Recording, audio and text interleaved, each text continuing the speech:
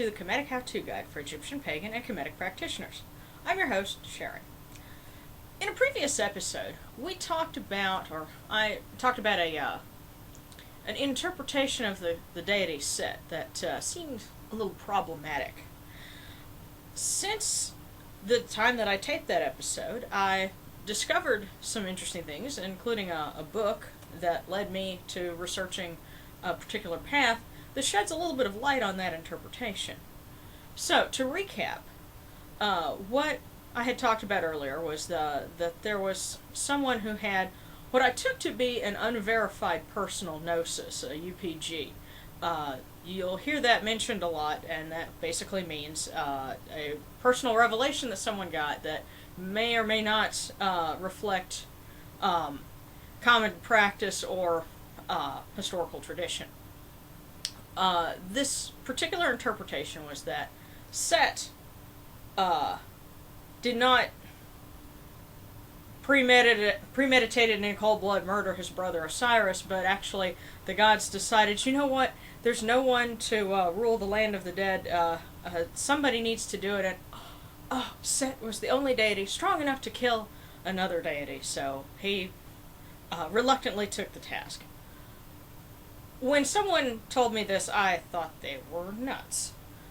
But this seems to be reflected in, again, another tradition that was discussed in a particular book. And that is, let's see if you can see it, Images of Set. Changing Impressions of a Multifaceted God by Joan Ann Lansbury.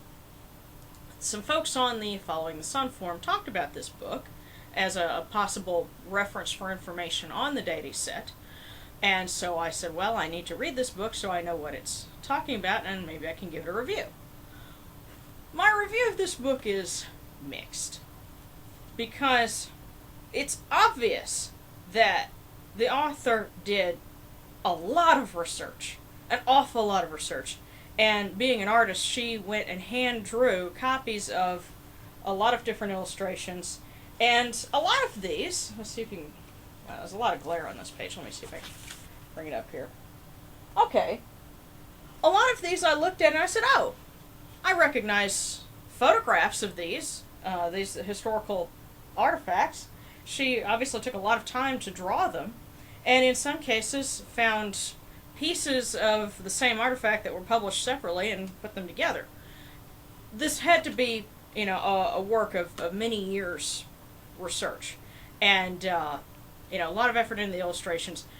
Her citations are a little clumsy, but I will happily forgive inexperience in something as technical as your typesetting, your footnotes and things like that, because that's hard work. I mean, I'll be the first to tell you, Following the Sun being my first book was a little rough around the edges, because there's a lot of things that I learned since then about putting a book together. But, so I can understand that, the things that are, a little clumsy in here. That's not a problem. My biggest criticism of her first 4 chapters is that she offers almost no personal conclusions. An easy 50% or better of the text that you'll read in here is quotations from other books. And I found myself going, well, what do you think about these?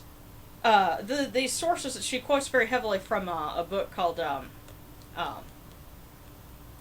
Seth, God of Confusion by Herman Teveld, which, by the way, someone on the forum said it's available on Scribd, so I'm going to be checking that out. And if you want to know more about the deity Set, that would be the best place to go.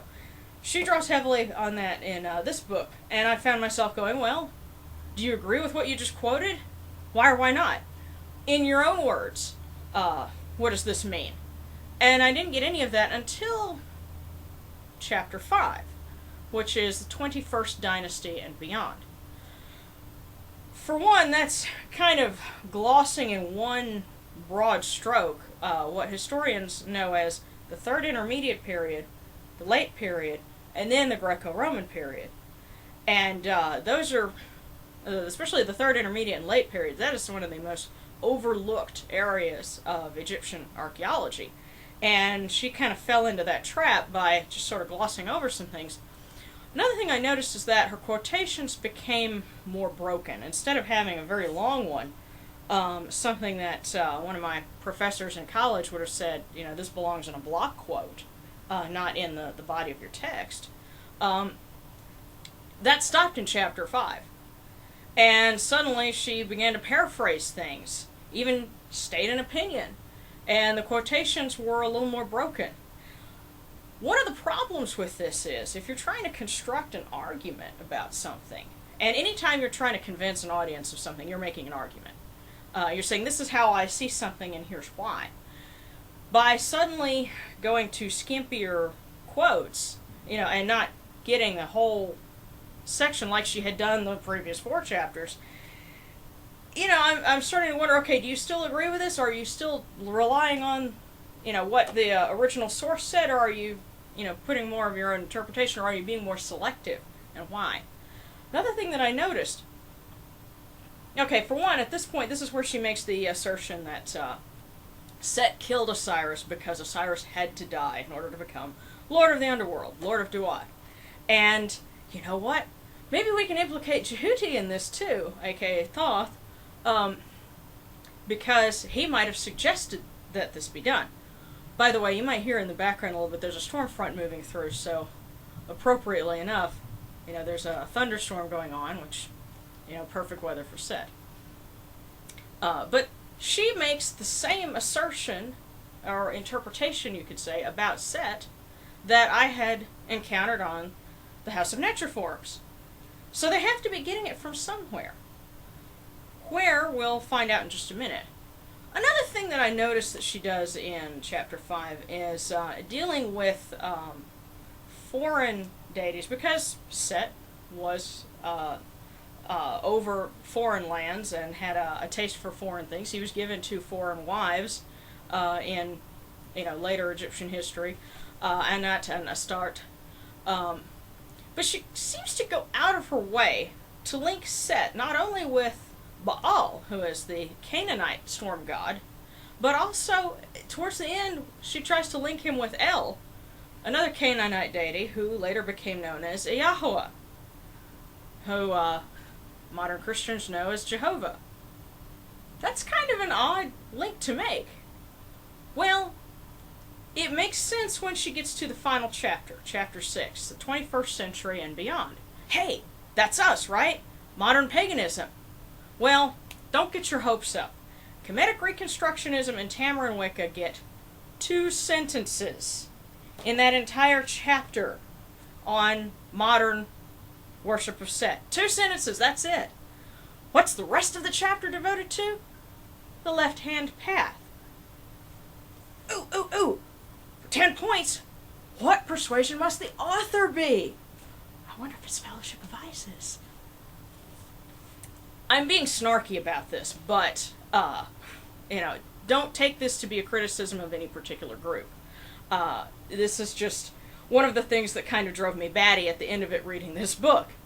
But since she spent this time talking about the left-hand path, we need to look at it and see how does this relate, or not, to Kemeticism and Egyptian paganism in general.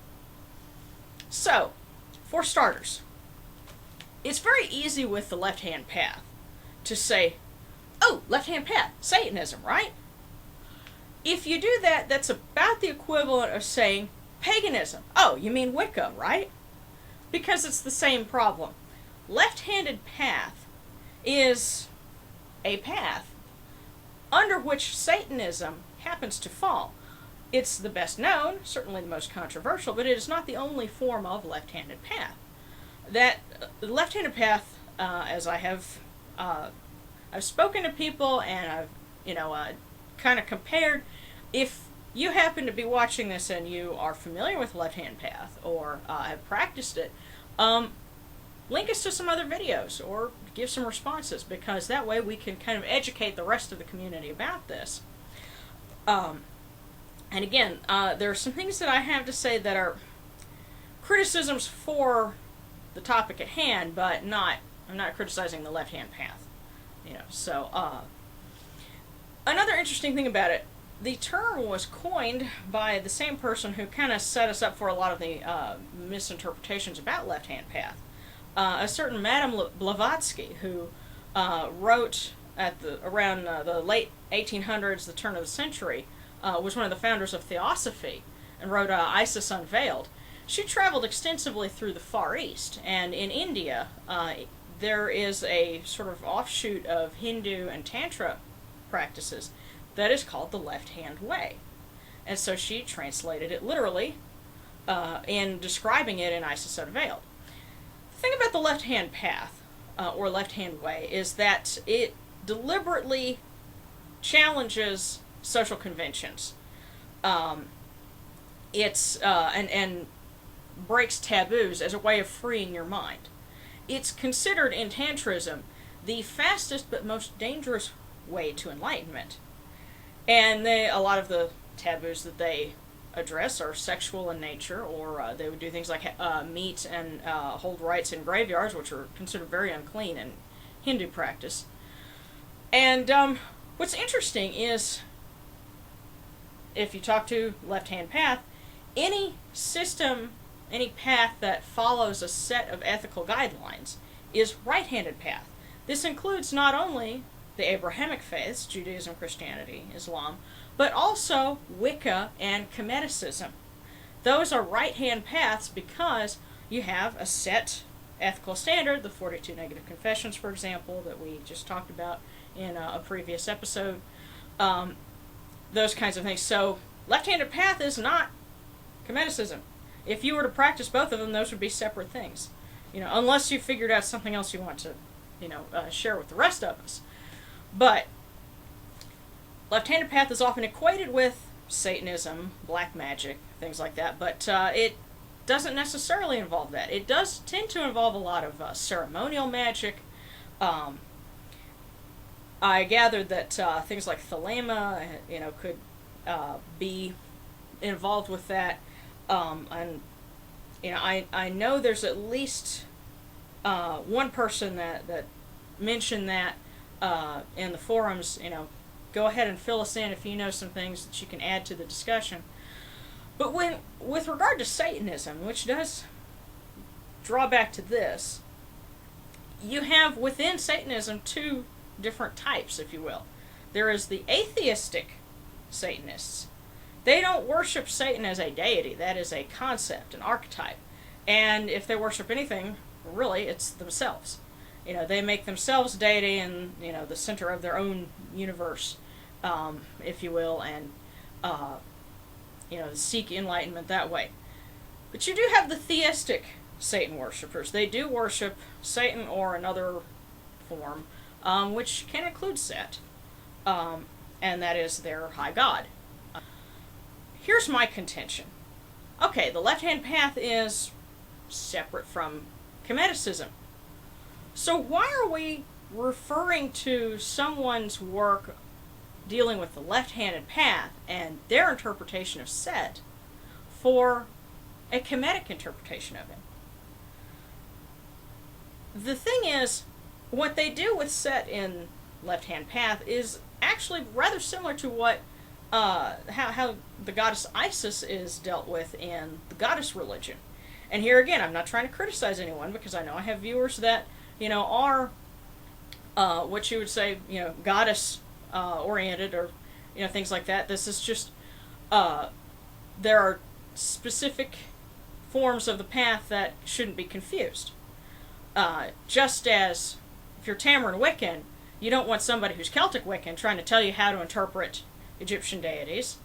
If you're Kemetic, why are you looking at work from someone who has taken Set out of the Aeneid and made him the sole deity? Some people have said that Isis, as worshipped in goddess religion, is separate from Aset in Kemetic context.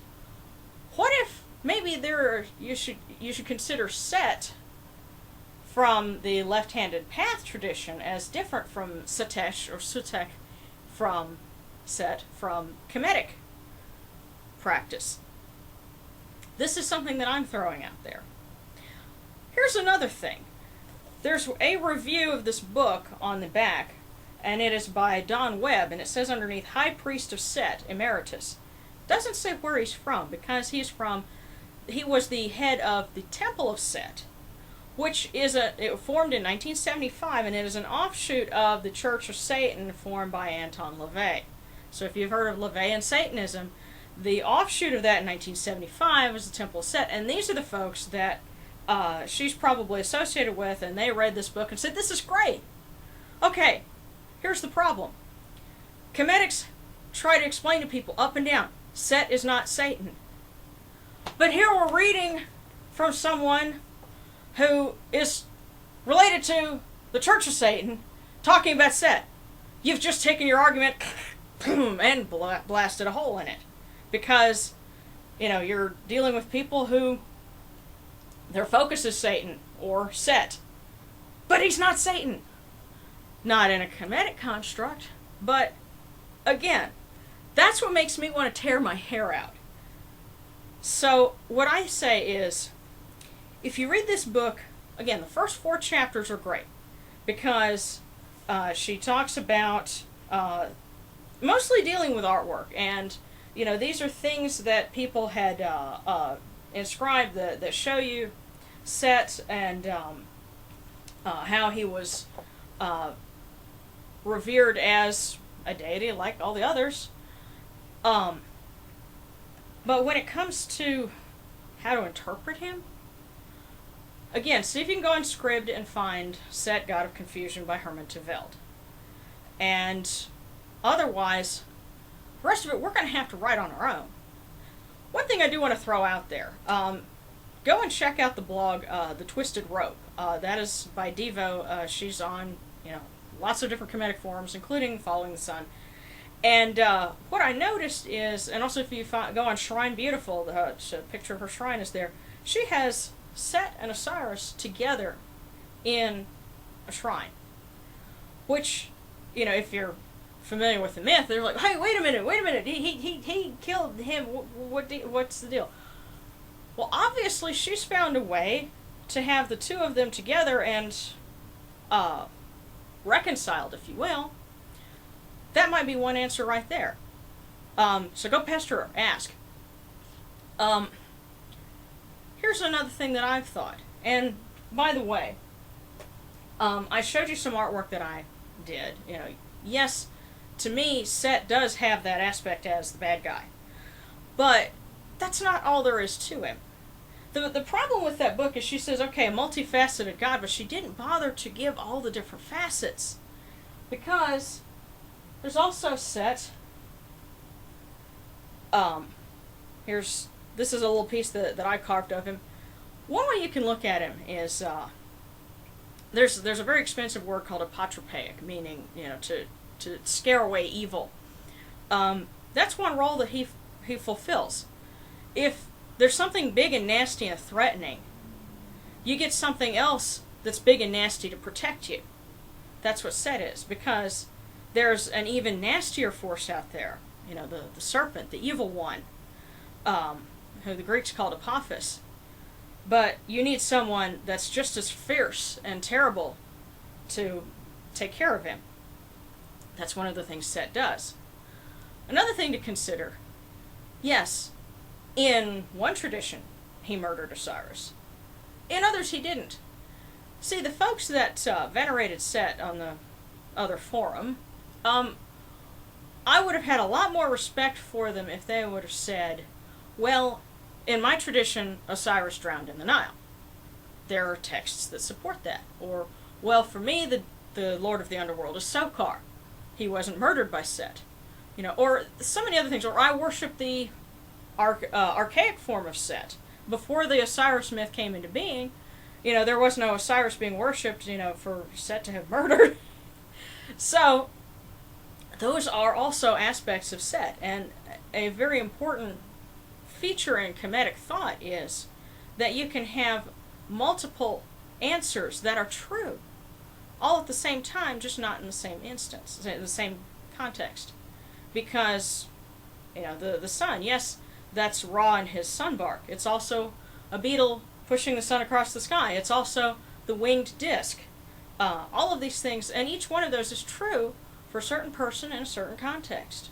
Same thing with Seth. For some, he is very much a god of strength and prestige and protection, all of these good things. But then, when it's time to honor Osiris, think of it as he's being chased away because he's done something bad, but we bring him back later because we still need him. And that, I think, is the most important part of Kemetic thought. Because if you contrast that with, for example, the Abrahamic traditions, if you're condemned in, say, Christian tradition, what happens to you? You go to hell. Do not pass go, do not collect $200, you won't get out. Well, that's completely doing away with someone regardless of what other positive qualities they may or may not have had. But with Set, the other gods knew, we still need him. Yes, he did something terrible, but he can do good things too. So we can't completely annihilate him, just because of one bad thing that he did. Another thing that I thought of one time when I was making offerings is that, remember, the grain comes from Osiris. The grain is what we use to make bread. So even Set, when we give him offerings, still depends on the gift of his brother. So, kind of deep thoughts there. And that has nothing to do with, trying to take the myth of kingship, the myth of Osiris, and Set, and trying to whitewash it. Which really is what I think, this other interpretation is trying to do. If it works for somebody, great, but that's not... We shouldn't use that to define Set in a Kemetic context. That's my 2 cents for the day. Hopefully this will give you some food for thought and some directions to go in for your own Egyptian pagan or Kemetic practice. So for the Kemetic How-To Guide, this is Sharon, wishing you, and Seth, wishing you Senebti.